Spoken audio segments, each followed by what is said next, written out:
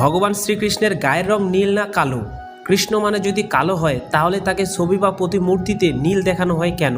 বিষ্ণু স্তোত্রে বলা হয়েছে শান্তাকারম ভুজগ শয়নম পদ্মনাভম সুরেশম বিশ্বাধারম গগন সদৃশম মেঘবর্ণম শুভাঙ্গম।